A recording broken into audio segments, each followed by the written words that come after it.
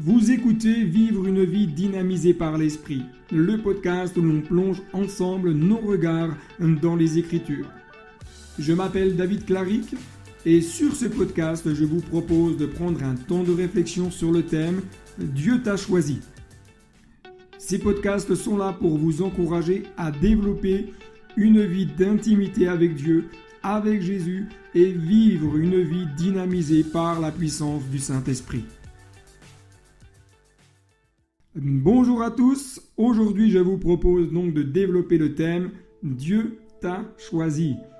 Comme beaucoup de personnes, je pense que vous, comme moi, nous avons déjà entendu que nous avons été choisis pour accomplir de grandes choses pour Dieu et que nous sommes destinés à faire des exploits. Comme beaucoup de personnes, nous avons déjà entendu que nous n'avons pas tous les mêmes dons, les mêmes talents et que cela peut s'entendre intellectuellement, mais combien de personnes, d'une manière générale, ont parfois quelques difficultés à percevoir cela de la bonne manière ou alors de l'accepter, d'accepter que peut-être nous n'ayons pas toutes et tous reçu les mêmes dons, les mêmes talents, les mêmes capacités que celui ou celle qui est à côté de nous. Pourtant, je crois personnellement que Dieu n'a pas doté les uns les autres avec les mêmes capacités. Alors pourquoi ? Je pense premièrement que cela nous permet d'apprendre à travailler avec l'autre, travailler avec celui qui a des capacités plus accrues ou des capacités complémentaires. Deuxièmement, je pense que cela nous apprend à composer avec celui qui est à côté de nous et souvent qui est bien différent de nous. Troisièmement, je pense que cela nous permet de garder une certaine humilité au plus profond de notre cœur. En effet, il n'y a vraiment personne qui peut prétendre tout savoir, tout connaître et savoir mieux faire que les autres. Il y aura forcément un domaine dans votre vie où vous aurez besoin de l'autre pour vous aider, pour vous conseiller, pour vous aider à progresser. Alors qu'en est-il dans l'œuvre de Dieu, dans votre vie quotidienne en tant que disciple de Jésus ? Dans l'œuvre de Dieu, il existe des principes importants à retenir et nous voyons notamment cela dans le livre de l'Exode, chapitre 31, versets 1 à 11.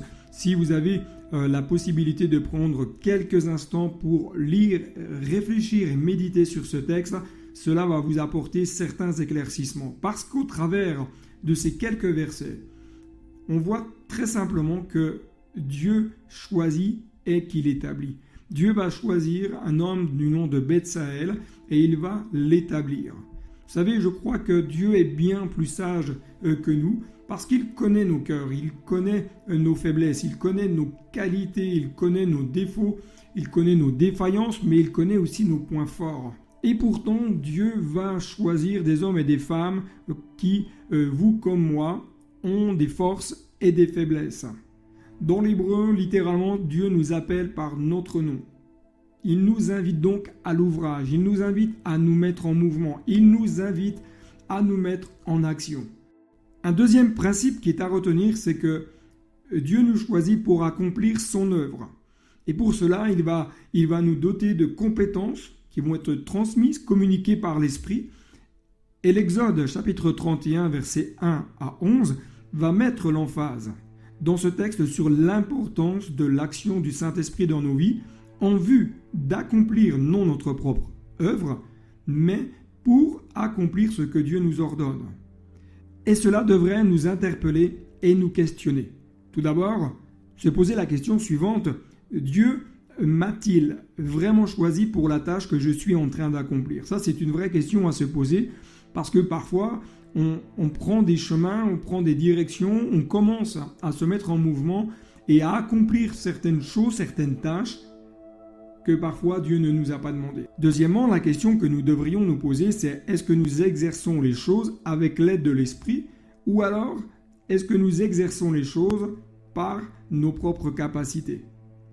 En réalité, c'est est-ce que je fais les choses humainement ou est-ce que je les fais avec l'aide de Dieu ? Est-ce que je fais avec les compétences du ciel ? Est-ce que je compte sur la grâce de Dieu ? Troisièmement, suis-je malléable entre les mains de Dieu ? C'est un point très important.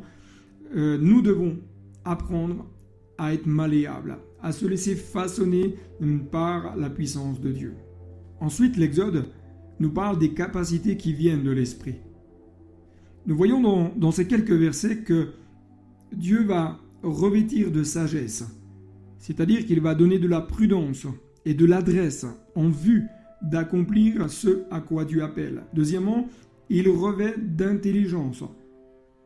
Dans l'hébreu, cela nous parle d'une meilleure compréhension. Il est important, quand nous servons Dieu, d'avoir une bonne compréhension, d'avoir une bonne appréciation du cœur de Dieu, de la vision de Dieu, de la direction de Dieu pour notre vie. Troisièmement, il va revêtir de savoir. Littéralement, ça veut dire que Dieu va donner des compétences, une perception, un certain discernement. Ensuite, notez que Dieu a donné un aide à Betsaël. Il ne s'agit pas ici d'un sous-grade, mais d'un compagnon d'œuvre qui est là pour aider, pour soutenir, pour épauler, accomplir dans les différentes tâches qui étaient assignées à Betsaël. Et dans le monde séculier, vous avez des directeurs et des sous-directeurs, des chefs de service, des agents de maîtrise, des chefs d'équipe et ensuite des agents de terrain.